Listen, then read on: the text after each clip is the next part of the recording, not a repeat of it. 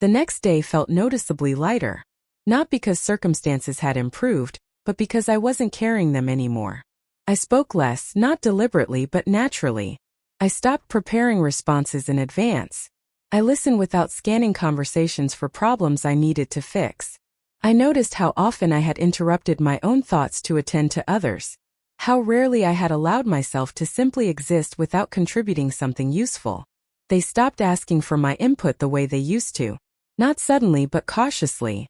As if waiting to see whether I would step forward on my own. I didn't. I let pauses remain unfilled. I let misunderstandings linger. I let people manage their own discomfort. And something unexpected happened. I didn't feel less important. I felt clearer. Without the pressure to perform relevance, I could finally see who interacted with me out of habit and who did so with intention. Who respected my silence and who was unsettled by it. For the first time, I didn't chase importance. I didn't volunteer insight. I didn't compete for space. I let myself be still. That stillness gave me perspective I had never had before. It showed me how much of my identity had been built around usefulness, and how fragile that identity really was. As the day ended, I understood something quietly profound. Letting go of reaction wasn't loss. It was release. That night, guilt returned quietly, the way it always does when old patterns begin to break. It didn't arrive as panic or regret. It came as questions, soft, reasonable-sounding questions that had guided me for years. Maybe you're being unfair. Maybe they didn't mean it. Maybe staying silent is making things worse. I lay awake, staring at the ceiling, listening to those thoughts circle patiently. They sounded familiar because I had listened to them before. Every time I had tried to set a boundary, every time I had considered stepping back.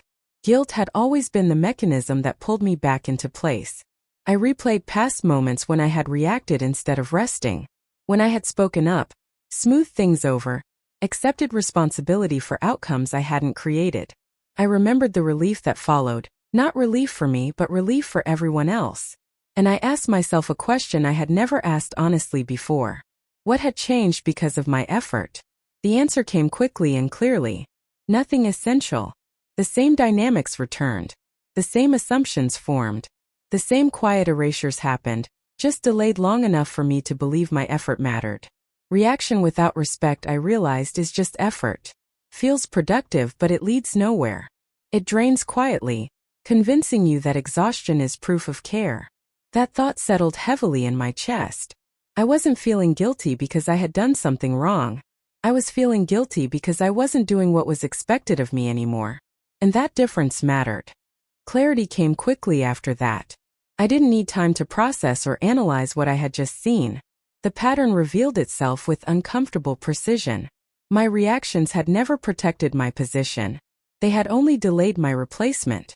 Every time I reacted, explained, adjusted, reassured, I had extended my usefulness. I had shown flexibility instead of boundaries. I had made myself necessary without ever becoming respected. When I stopped reacting, the illusion disappeared. People don't remove you when you're loud. Loudness creates friction, and friction demands attention. People remove you when you stop being useful. Usefulness is quiet, replaceable, easy to justify. And usefulness had never been the same as value. I saw how easily someone else stepped into the space I had occupied. Not because they were better, but because they were available. Because they were willing to perform the role without questioning it. That realization didn't make me angry. It grounded me.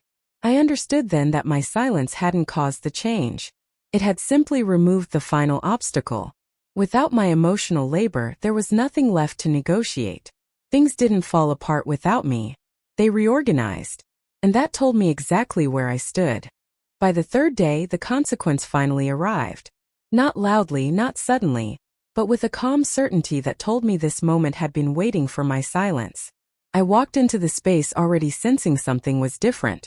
The energy felt organized, settled, as if decisions had already been made somewhere I hadn't been invited. And then it happened. A decision was announced clearly, confidently, one I had always been involved in. In the past, my role in it had been obvious. I had shaped it, supported it, protected it when doubts appeared. This time, my name wasn't mentioned at all. Not once.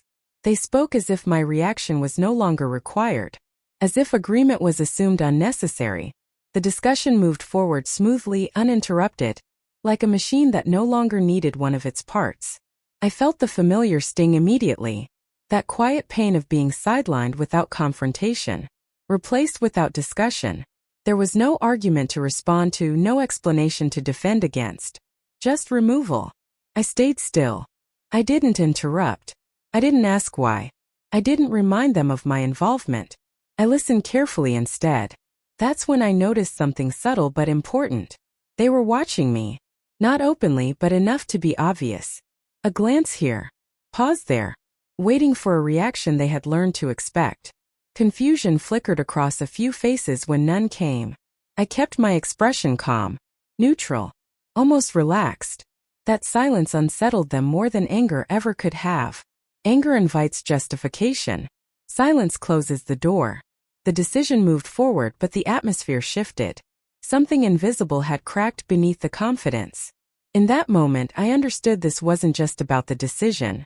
It was about power. By the afternoon, concern began to appear, carefully worded, wrapped in politeness. Someone asked if I was feeling okay. Another suggested I seemed distant. Their questions sounded kind, but something underneath them felt familiar. They weren't asking about me. They were checking whether I would return. "I'm fine," I said. Again, no explanation followed. Concern faded quickly once it became clear that silence wasn't temporary. Because concern, I realized, had always been about maintenance. About restoring comfort. About bringing things back to how they worked before.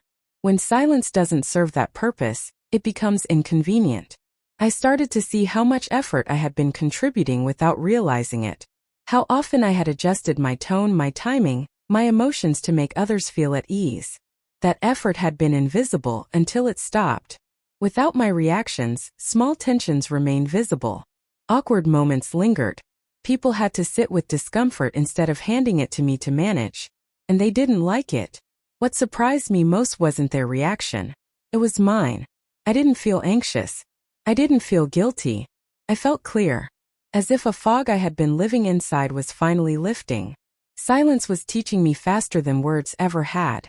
It showed me who valued my presence and who valued my performance. Who reached out with care and who reached out with expectation.